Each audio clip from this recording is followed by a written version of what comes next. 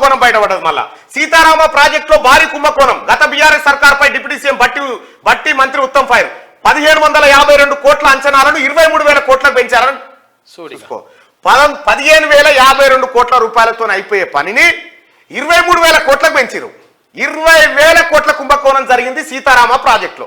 ఒక్క సీతారామ ప్రాజెక్టులోనే 20,000 కోట్ల కుంభకోణం.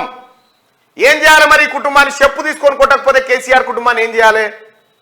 తెలంగాణ జనం నిజంగా మీకు దమ్ముంటే ఇప్పటికి ప్రజలు మీ వైపే ఉన్నారనుకుంటే గన్మెన్లు లేకుండా జనాలలోకి రారిస్తున్నాం.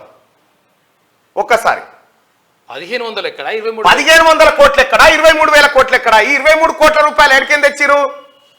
మీ మీద అప్పు చేసి తెచ్చిరు. మీ మీద అప్పు చేసి 1,500 కోట్లు దానికి పెట్టి 20,000 కోట్లు ఇలా జేబులలో వేసుకుని తిన్నారు ఈ దొంగలు. ఇప్పుడు ఇది బయటపడ్డా చూడరు. ఒక్క సీతారామ ప్రాజెక్టులోనే 23,000 కోట్లు అంటే దాదాపు 21,000 కోట్ల కుంభకోణం జరిగింది. 21,000 కోట్ల. 1,500 నీ అమ్మ ఇవ్వడనా? ఇప్పుడు బజార్కు టమాటాకు పోతాం, కిలో టమాటా కొంటే 10 రూపాయలు ఉంటుంది. పెరిగితే 11 కావాలి, 12 కావాలి. ఏమో కిలో టమాటా 1000 రూపాయలు అవుతుందా? ఏమన్నా ఇక 1000 చేసిరు. ఎటువైనా ఈ పైసలు అంటే మింగిరు. మొత్తం వాళ్ళ బొక్కసాలల్లో వేసుకున్నారు. ఇప్పుడు దొంగ మాటలు లంగ మాటలు మాట్లాడి రేవంత్ రెడ్డి అట్లా చేస్తుండు, కాంగ్రెస్ పార్టీ ఇట్లా చేస్తున్నాడు. ఇవన్నీ బయటపై మాటలే కేసీఆర్ కుటుంబానికి చెప్పేది. తెలంగాణ ప్రజలారా, వీళ్ళ భాగవతం అంతా బయటపడుతుంది కాబట్టే, వీళ్ళ లెక్కలన్నీ బయటికి వస్తున్నాయి కాబట్టే ఇప్పుడు కాలుగాలిన పిల్లి లెక్కే గుర్తా ఉన్నారు.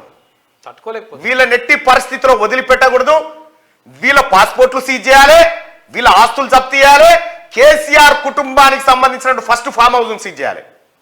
600 ఎకరాల ఫామ్ హౌస్, జన్వాడ కాడ ఓ ఫామ్ హౌస్, కందికాడ ఓ ఫామ్ హౌస్, అజీజ్ నగర్ కాడ ఓ ఫామ్ హౌస్. ఈ ఫామ్ హౌస్లన్నీ సీజ్ చేసి వీళ్ళ ఆస్తులు జప్తు చేసి విచారణ చేయాలి. టీఆర్ఎస్ భవన్ కు తాళం వేయాలి. ఫస్ట్ వీళ్ళ టీఆర్ఎస్ భవన్ పార్టీ ఆఫీస్ లేడెడ్ ఉన్నాయో ఇవన్నిటినీ జప్తు చేసి అర్రాస్పాట పెట్టాలి. వచ్చిన పైసలతోని అప్పు కట్టాలి. విదేశాలలో కూడా ఆస్తులు ఉన్నాయి.